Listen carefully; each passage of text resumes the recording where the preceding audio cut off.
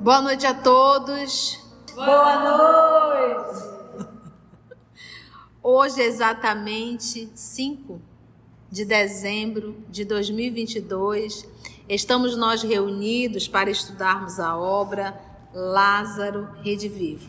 Já estamos presencial, com a graça de Deus, retomamos o nosso estudo no Centro Espírita Porto de Luz, aqui em Manaus. Nós estamos estudando o livro Lázaro Redivivo, no capítulo 12, intitulado Mãe. Fizemos um mergulho nos 4 evangelhos, os 4 evangelistas, contando aquele momento da ida das mulheres até o sepulcro de Jesus. Então vamos iniciar fazendo a nossa prece de gratidão, que será realizada pelo nosso querido senhor Valdeir, que a gente carinhosamente chama professor.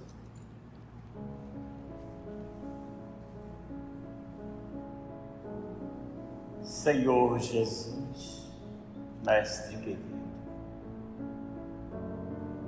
nesses dias em que o mundo cristão se aproxima um pouco mais de Ti, em que as vibrações do orbe terrestre são especialmente trabalhadas, e sentimos um pouco mais a solidariedade, a fraternidade, filhas do amor que Tu nos ensinas. Nós queremos Te dizer, Senhor, da nossa gratidão pela nossa vida, pela oportunidade recebida de nos trabalharmos e de crescermos em espírito e verdade. Obrigado, Mestre querido, por sermos tão abençoados pelas luzes dessa doutrina consoladora, que descerra os nossos olhos, levando-nos a ver com mais amplitude o objetivo existencial, a pessoa dos Mestres queridos, e que ao nosso turno nos esforcemos mais e mais a cada dia para nos tornarmos dignos das Tuas bênçãos. Que assim seja. Obrigada, professor. Então, minha irmã Aramita vai fazer a recapitulação, Aramita? Vimos nos nossos últimos estudos toda a recapitulação dos evangelhos de Mateus, Marcos, Lucas e João sobre a ida das mulheres ao 3º dia depois que o nosso Senhor desencarnou, que elas iam botar óleo, né, nas bandagens, no corpo, mas elas chegam lá e o sepulcro está vazio. Uns dizem que tinha 2 anjos sentados na pedra, o outro diz que elas encontram o anjo lá dentro, mas uma personagem descrita em todos os evangelhos é Maria Madalena. E eles dão a notícia que o Cristo não está mais lá e vão contar para os discípulos para encontrar eles na Galileia, encontrá-lo na Galileia. E hoje, então, mediante essa leitura, é bom que ficou gravado, né? Nós ticamos bem esse momento e está no nosso canal. Você pode, nós mesmos aqui que estamos fazendo isso, a gente pode acessar o canal, ver lá o estudo anterior, para poder fixar realmente esse momento. A primeira coisa é a gente entender que são 4 homens em épocas diferentes contando a mesma história, mas cada um traz uma parte da história. Hoje nós iremos entrar nesse discípulo chamado Humberto de Campos, mostrando exatamente essa passagem sendo contada pelo mundo espiritual. Então, nós aqui na Terra, nós temos um arquivo, e o mundo espiritual tem um arquivo autêntico. porque ficou na memória, ficou na história, e eles têm essa história. Então, algumas pessoas perguntam, como que Humberto de Campos sabe desses detalhes? Ele, obviamente, estudou no mundo espiritual. Existe um arquivo no mundo espiritual. Nós queremos estudar em breve, se Deus nos permitir, a obra Memória de um Suicida. Lá vocês vão entender muito sobre esses arquivos do mundo espiritual, tá? Então, que Jesus nos conduza e vamos, então, ouvir essa história agora contada por Humberto de Campos. Ouvimos de Mateus, Marcos, Lucas e João. Agora vamos de Humberto. A mensagem se intitula Mãe. Quando Jesus ressurgiu do túmulo, a negação e a dúvida imperavam no círculo dos companheiros.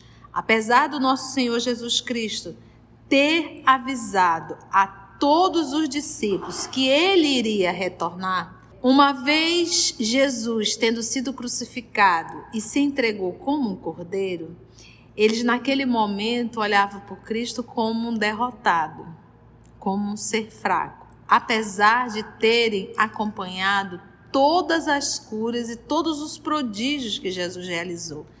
Eles viram Jesus acalmar uma tempestade. Eles viram Jesus expulsar demônios várias vezes, que nós sabemos que são processos obsessivos e de subjugação. Eles viram Jesus levantar Lázaro do sepulcro. Eles viram Jesus devolver visão a cego, curar paralíticos. Eles viram Jesus libertar Madalena.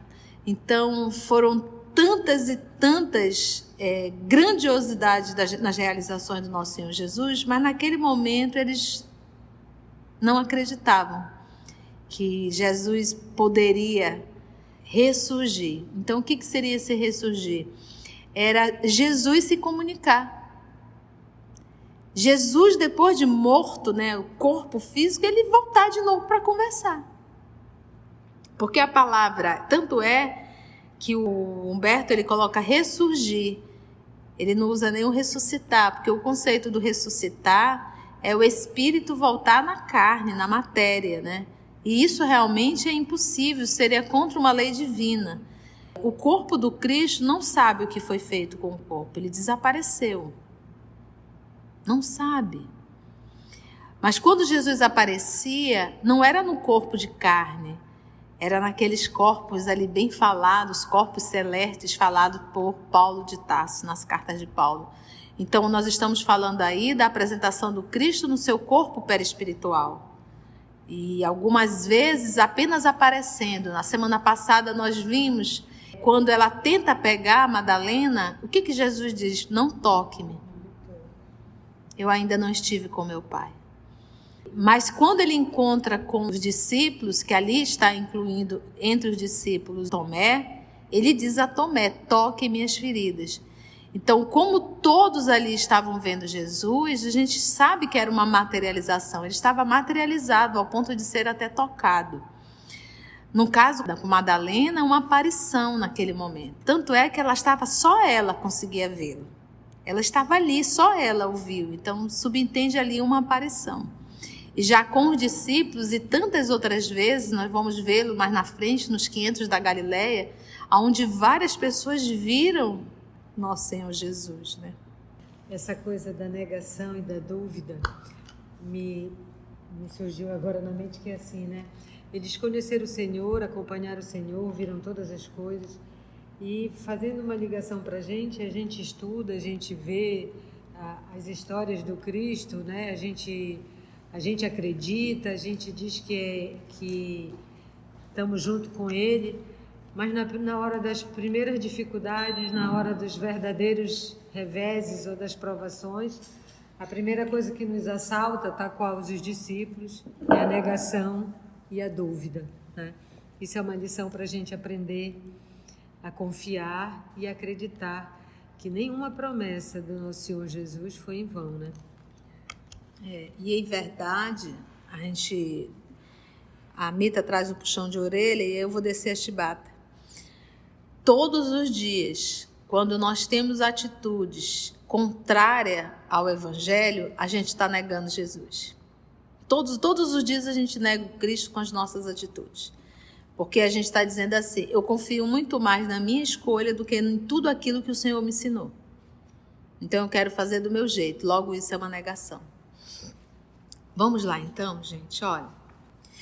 Quando Jesus ressurgiu do túmulo, a negação e a dúvida imperavam no círculo dos companheiros. Negação e dúvida. Voltaria ele? Perguntavam perplexos. Quase impossível. Seria Senhor da vida eterna quem se entregara na cruz, expirando entre malfeitores? Olha a dúvida que eles carregavam. Voltaria a ele? Perguntava-lhe perplexo. Quase impossível. E ainda mais, seria Senhor da vida eterna quem se entregara na cruz, expirando entre malfeitores? Então, o fato de Jesus ter se entregado, eles viam aquilo como uma derrota. Se ele realmente fosse o Senhor da vida, ele teria reagido. Só que ele não reagiu, ele agiu. É bem diferente. Para que se comprovasse, olha, quando a gente estuda a obra Paulo e Estevão, a obra Ave Cristo e a obra 50 anos depois, que a gente tem a oportunidade sublime de acompanhar falas dos cristãos antes de entrar nas arenas. A gente vê a fala de Lívia na obra há 2000 anos. E qual era a certeza de todos os cristãos? A continuidade da vida. A imortalidade da alma. Você tem noção o que é ter essa certeza? Não é a informação. Nós espíritas temos a informação, mas nós não temos a certeza. Porque no dia que nós tivermos a certeza da imortalidade da alma, a nossa conduta diária será outra.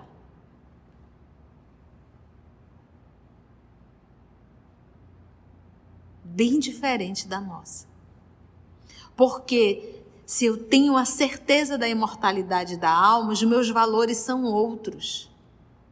As dificuldades da vida se tornam, muitas vezes, insignificantes. Porque eu tenho certeza da imortalidade da alma, da continuidade da vida eterna. Então, eles tinham essa certeza. Por isso, eles não negavam Jesus e preferiam a morte.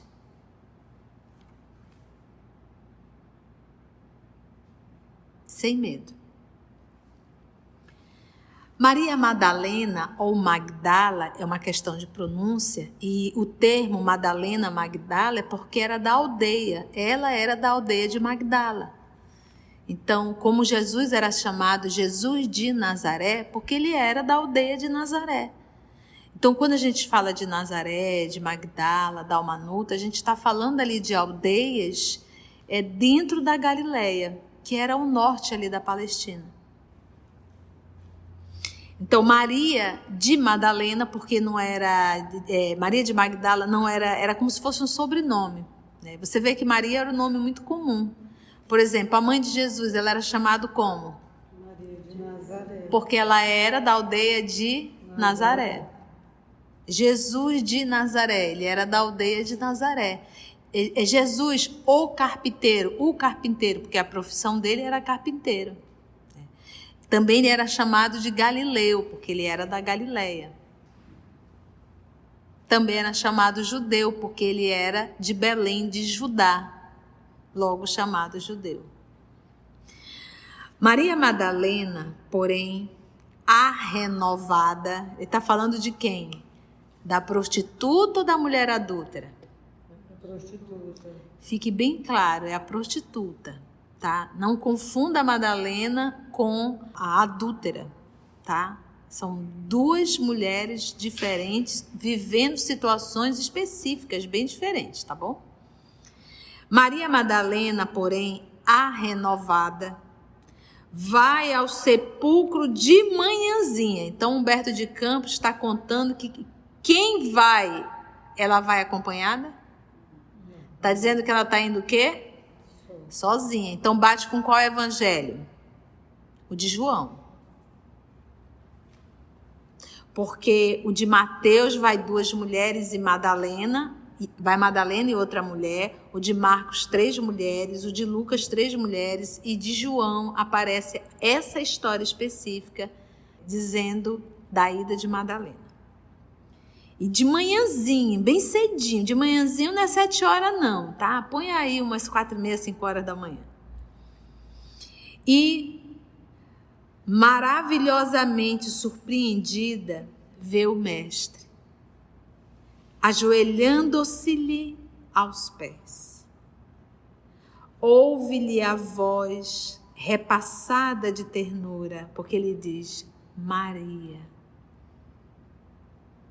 E ela diz, Rabone, mestre, em judaico. Ajoelhando-se-lhe aos pés, ouve-lhe a voz repassada de ternura, fixa-lhe o olhar sereno e magnânimo. Entretanto, para que a visão se lhe fizesse mais nítida, foi necessário organizar o quadro exterior. O que ele quis dizer com isso? Subentende o ambiente que ela estava. O jardim recendia perfumes para a sua sensibilidade feminina. Então, subentende que ela reconhecia o espaço daquele momento para verificar se ela não estava sonhando, se de repente aquilo não era só um êxtase, né? Então, ela disse, não, eu estou realmente por aqui, eu estou sentindo o ambiente. Recendia perfumes para a sua sensibilidade feminina. A sepultura estava aberta. Apareceu algum anjo até agora? Não. A sepultura estava aberta, compelindo-a, né, empurrando realmente a raciocinar. A sepultura está aberta. E é assim, aberta era a rocha que fechava. Porque sepulturas eram cavadas realmente em rochas, muitas vezes assim um pouco subterrânea, e eles fechavam aquilo com uma grande rocha. Então uma mulher não conseguiria empurrar. Teria que ter alguns ou vários homens para empurrar aquela rocha. 3, 4 homens. Para que a gravação das imagens se tornasse bem clara, lavando-lhe todas as dúvidas da imaginação, porque ela disse, será que de repente eu estou delirando? Será que de repente isso aqui tudo é fruto da minha imaginação? Como nós tivemos nas mesas girantes. Quando as mesas giravam, muitos pensavam que aquilo era um alterar de consciência, que aquilo, as pessoas estavam delirando. O que as mesas começaram a fazer? Na verdade, os espíritos. Elas começaram a rodopiar, subiam a 2, 3 metros de alturas, e ali ela soltava e espatifava no chão, quebrava, para ficar bem claro que não se tratava de uma superexcitação da mente, né? Então, olha ela, lavando-lhe todas as dúvidas da imaginação. Maria julgou a princípio que via o jardineiro. Tudo conforme o Evangelho de João. Ela disse, a pessoa que era um jardineiro, né? Tanto é que ela indaga, o senhor por um acaso viu o meu senhor, né? O corpo do meu senhor. Antes da certeza, a perquirição, né? A pergunta da mente precedendo a consolidação da fé, né? Então, aqui o nosso Humberto de Campos diz, é como se fosse assim, ela não exteriorizou a pergunta, ela pensou, né, da mente, será que é um jardineiro? Né? E antes da fé, né? Antes da certeza que era Jesus.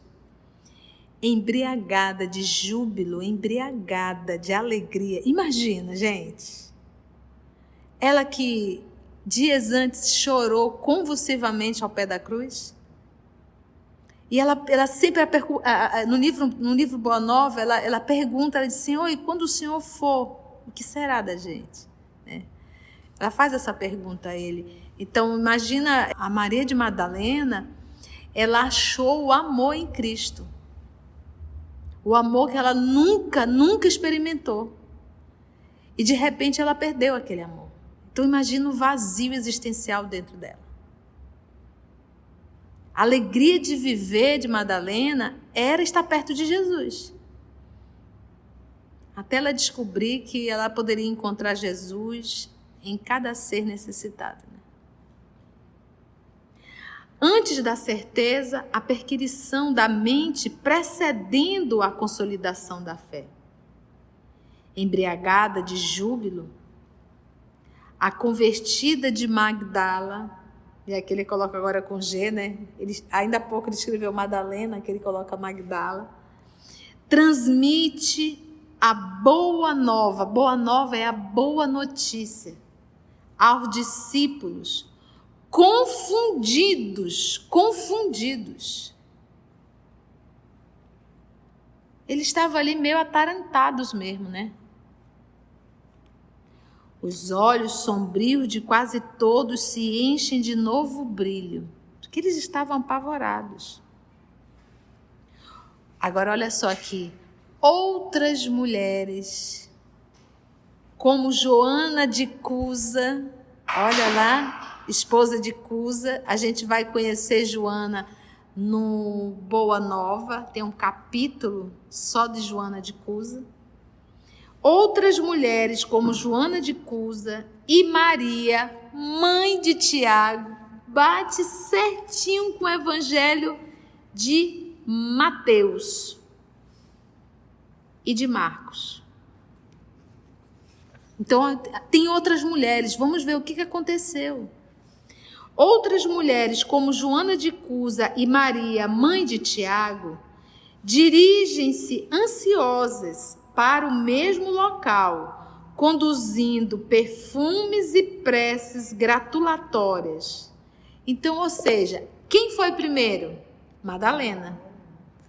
E correu, porque não tinha um WhatsApp, não tinha como passar uma mensagem no grupo. Gente, é o seguinte, então, não tinha, gente, meio de comunicação. Então, ela correu para avisar os discípulos. Nesse momento que ela foi, outras mulheres foram fazer a mesma coisa, porque isso era um ritual das mulheres. Irem até o túmulo para ali passar novamente os óleos perfumados no corpo. Isso era um serviço das mulheres, por isso tanta mulher.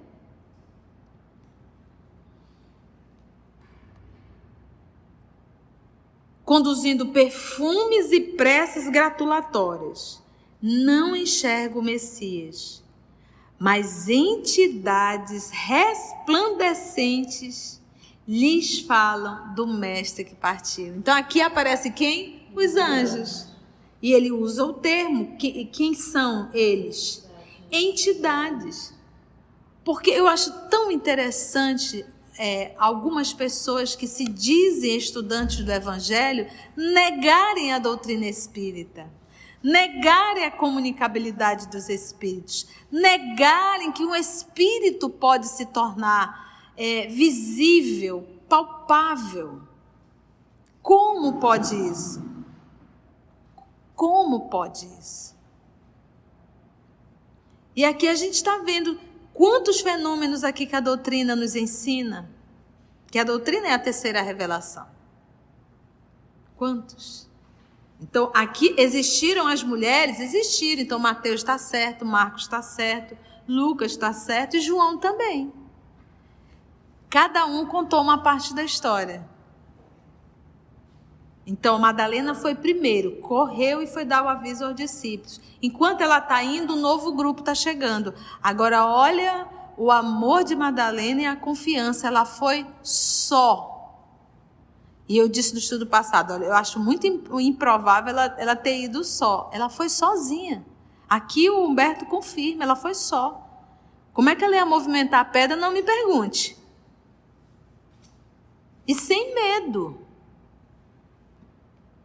E preces não enxergar o Messias, mas entidade resplandecente lhes falam do mestre que partiu. Porque os 3 evangelistas falam desses espíritos com vestes realmente luminosas. E é eles que avisam do mestre que partiu, eles que deram o aviso. Pedro e João acorrem, e aí o evangelho de João, o evangelista, até diz, né, que quando o João evangelista soube disso, João evangelista correu desesperadamente, obviamente ele foi na frente, Pedro, tadinho, ficou mais atrás porque já tinha mais idade, né? E aqui o Humberto confirma, né? Pedro e João acorreram rapidamente e ainda veem a pedra removida, o sepulcro vazio, e apalpam os lençóis abandonados. E certinho como está o evangelho de João. João foi um dos que entrou no sepulcro e ali apalpou os tecidos, né, o sudário, né, aquilo que cobria. Tio, o que fizeram com o corpo de Jesus? Não sei, gente. Mas uma coisa a gente sabe. Os espíritos podem ter movimentado? Podem. Podem ter movimentado. Aí só Deus o sabe. Mas o mais importante não é o corpo, mas o espírito que voltou. No colégio dos seguidores travam-se polêmicas discretas. Seria? Não seria? Contudo, Jesus, o amigo fiel, mostra-se aos aprendizes no caminho de Emaús, que lhe reconhecem a presença ao partir do pão. E aí nós vamos para o Evangelho de Lucas, capítulo 24, versículo 13 a 35.